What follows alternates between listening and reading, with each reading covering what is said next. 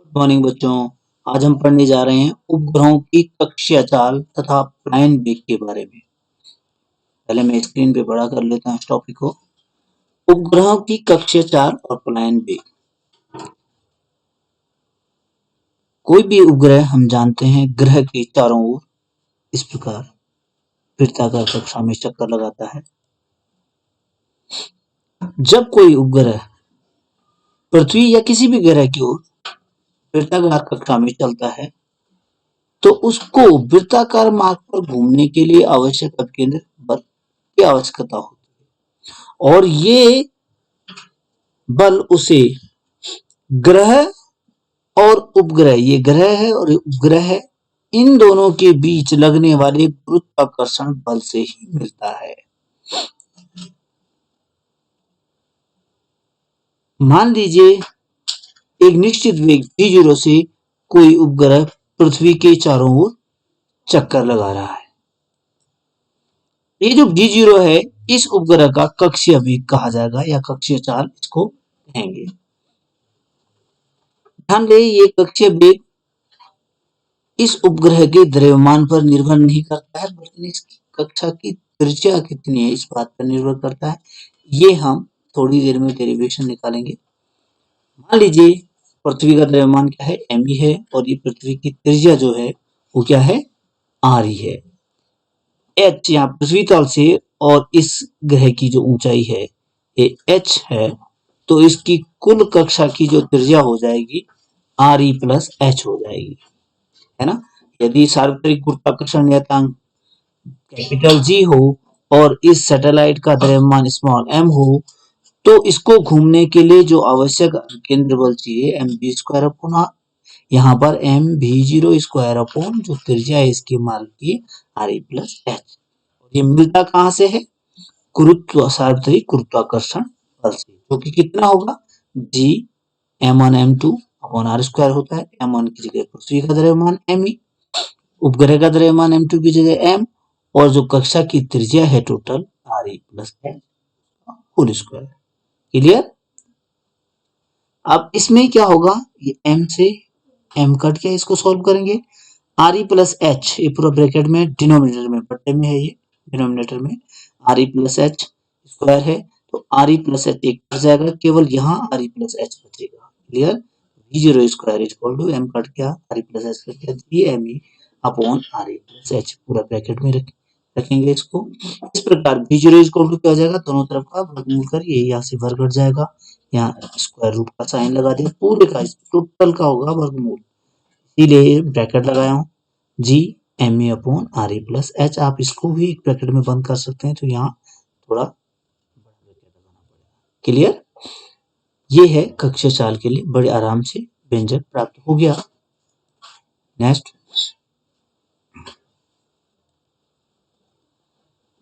पलायन वेग पर आते हैं। पलायन वेग किसे कहते हैं? यदि किसी पिंड को हम ऊपर की उपरी तल से फेंकते हैं तो हम जानते हैं कुछ ऊंचाई पर जाता है वापस लौटकर नीचे आ जाता है।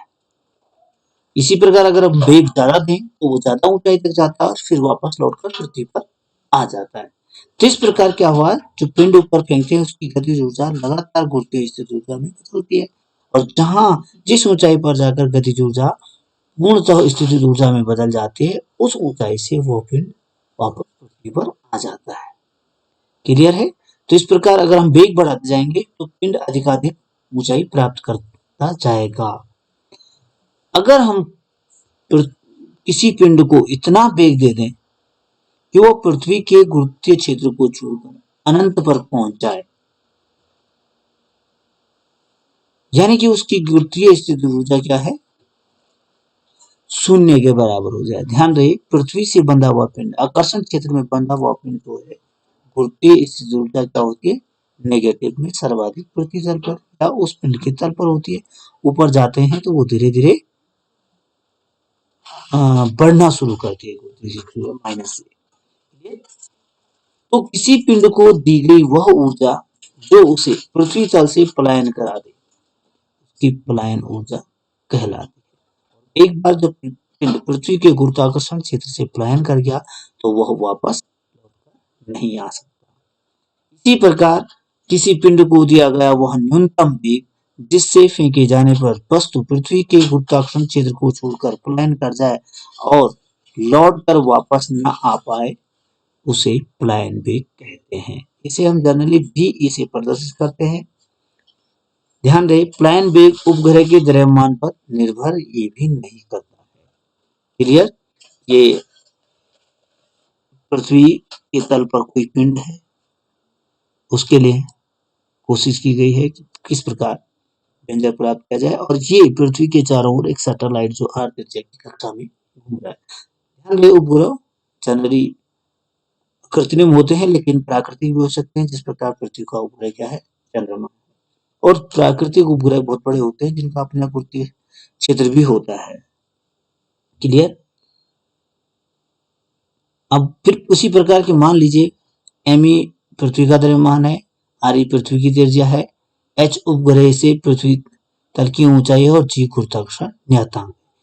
उपग्रह का द्रव्यमान यदि m हो तो हम जानते हैं पलायन ऊर्जा क्या है, पलायन वेग वो वेग है जो उसकी क्या है, पृथ्वी तल पर जितनी स्थितिज ऊर्जा उसकी ऋणात्मक है ठीक उतने के बराबर क्या है ऊर्जा होगी, ताकि वो शून्य ऊर्जा प्राप्त कर ले। कहाँ? पृथ्वी से गुरुत्वीय क्षेत्र से बाहर जाने के लिए।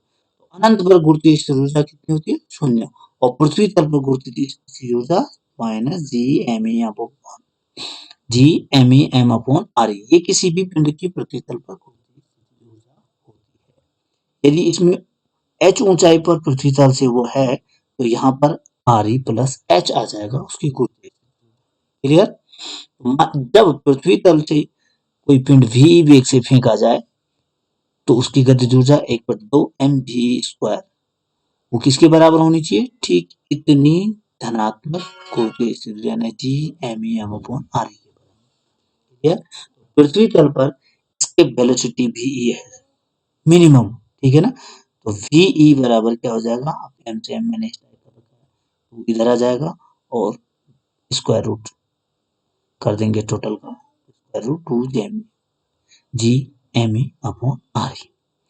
वही मैंने कहा था यदि हम r त्रिज्या की कक्षा वाले उपग्रह पर विचार कर रहे हैं तो यहाँ पर क्या आ जाएगा?